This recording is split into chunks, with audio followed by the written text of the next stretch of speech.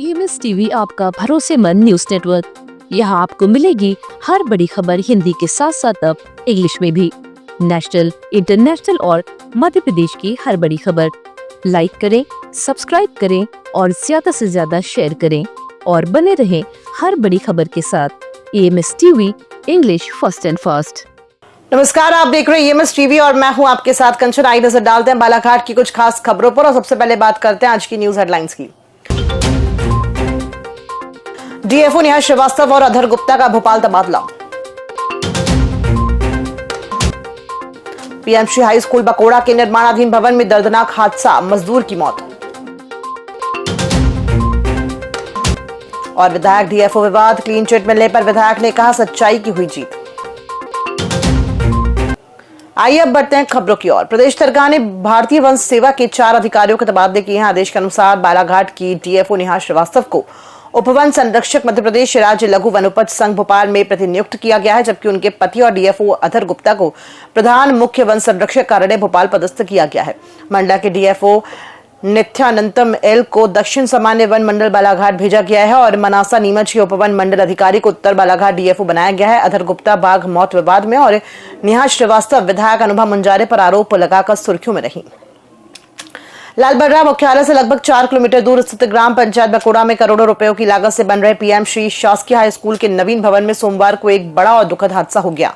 निर्माण कार्य के दौरान ऊंचाई से गिरने के कारण एक मजदूर की मौत हो गई, जिससे क्षेत्र में शोक की लहर दौड़ गई। मृतक की पहचान बकोड़ा निवासी लंकेश पिता राधीलाल दांदरे उम्र 33 वर्ष के रूप में की गई है। जानकारी के अनुसार सोमवार को लंकेश दांदरे अन्य मजदूरों और मिस्त्री के साथ निर्माणाधीन भवन में मजदूरी का कार्य कर रहा था। दोपहर 12 बजे के बाद काम करते समय लंकेश अचानक अनियंत्रित होकर नीचे गिर गया। गिरने से लंकेश के सिर में गंभीर चोट आई और वह बुरी तरह से घायल हो गया। तत्काल अन्य श्रमिकों द्वारा उन्हें सामुदायिक स्वास्थ्य केंद्र लालबर्रा पहुंचाया गया, लेकिन सिर की गंभीर चोटों के कारण चिकित्सक ने जांच के उपरांत उन्हें मृत घोषित कर दिया। बालाघाट विधायक अनुभव मुंजारे और DFO नेहा श्रीवास्तव के बीच हुए विवाद को पटाक्षेप हो गया है। जांच अधिकारियों की रिपोर्ट पर शासन ने विधायक को क्लीन चिट दे दी है। क्लीन चिट मिलने के बाद सोमवार को विधायक अनुभव मुंजारे ने कहा कि यह सच्चाई की जीत है। इस मामले में DFO नेहा श्रीवास्तव पर मानहानि का मुकदमा दायर करेंगे। पत्रकारों से चर्चा करते हुए विधायक मुंजारे ने कहा कि पूर्व मंत्री गौरीशंकर बिसेन, मध्य प्रदेश पिछड़ा वर्ग कल्याण आयोग सदस्य मौसम बिसेन और भाजपा जिला अध्यक्ष रामकिशोर कावरे ने उनकी राजनीतिक छवि को धूमिल करने के लिए घिनौना साजिश रची थी। पत्रकारों से चर्चा करते हुए विधायक मुंजारे ने कहा कि पूर्व मंत्री गौरीशंकर बिसेन, मध्य प्रदेश पिछड़ा वर्ग कल्याण आयोग सदस्य मौसम बिसेन और भाजपा जिला अध्यक्ष रामकिशोर कावरे ने उनकी राजनीतिक छवि को धूमिल करने के लिए घिनौनी साजिश रची थी। DFO नेहा श्रीवास्तव को आगे कर उन्हें बदनाम करने का कार्य इन नेताओं के इशारे पर किया गया है। DFO ने 2-3 पेटी पैसे मांगने का आरोप लगाकर शिकायत की थी। शासन ने इस मामले में 2 सदस्यीय जांच कमेटी का गठन कराकर प्रकरण की जांच कराई थी। जांच में वास्तविकता सामने आ गई। या किसी की छवि को कलंकित करने वाला हमारा लक्ष्य कभी नहीं रहा।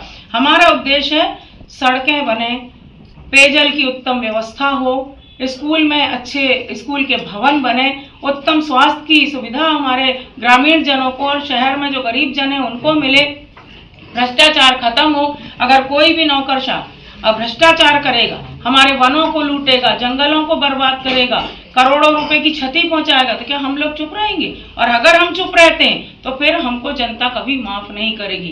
तो ये एक ऐसा प्रकरण है, ये इतिहास के पन्नों में दर्ज हो गया। और इसके बारे में यही कहना चाहती हूँ कि दूध का दूध और पानी का पानी हो गया।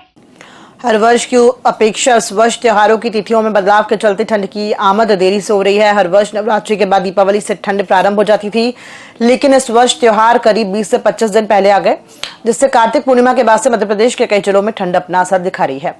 जिले में गत 2 दिन से ठंड का असर दिखाई दे रहा है। गर्म कपड़ों की दुकानों में ग्राहकों की भीड़ दिखाई दे रही है। हर वर्ष की तरह इस वर्ष भी ठंड के सीजन में तिब्बती शरणार्थियों की गर्म कपड़ों की दुकानें दिवाली से ही शहर में लग गई हैं, लेकिन जिले में ठंड का प्रभाव नहीं होने से गर्म कपड़ों की दुकानों में भीड़ नहीं दिखाई दे रही थी। लेकिन अब ठंड बढ़ने से गर्म कपड़ों की मांग बढ़ गई है। लोग सुबह व शाम के समय गर्म कपड़े पहने हुए दिखाई दे रहे हैं।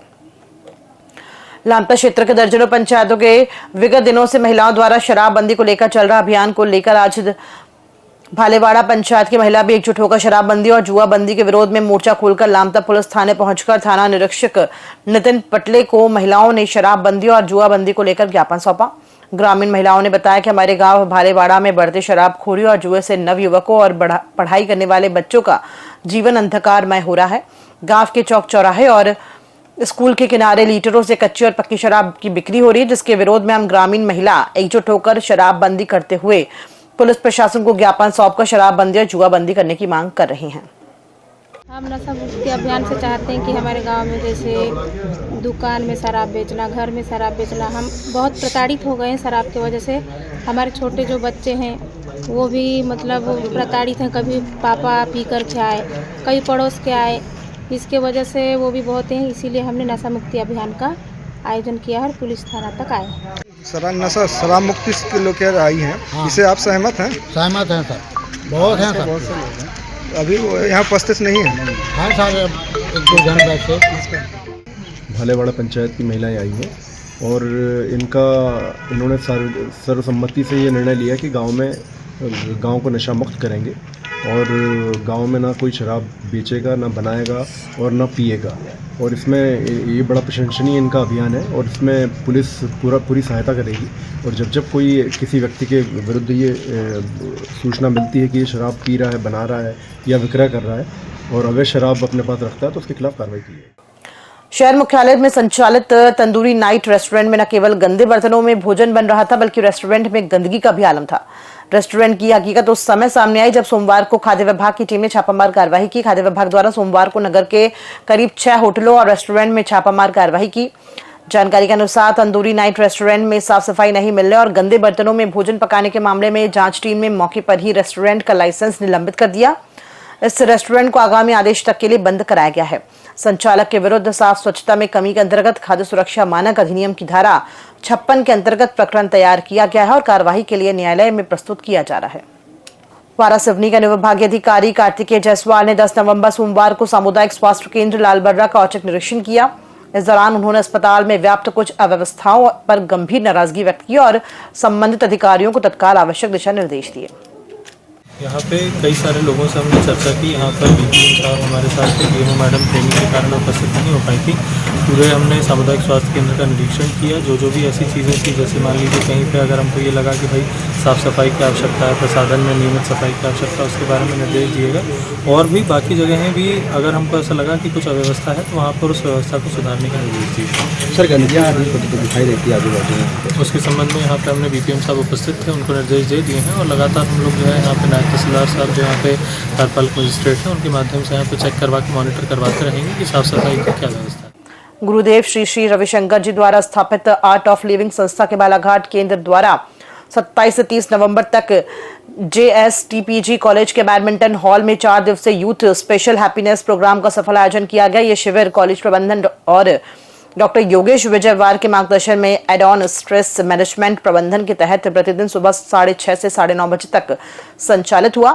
शिविर का मुख्य उद्देश्य युवा वर्ग में तनाव प्रबंधन, आत्मविश्वास, मानसिक संतुलन, सजगता और नेतृत्व क्षमता का विकास करना था।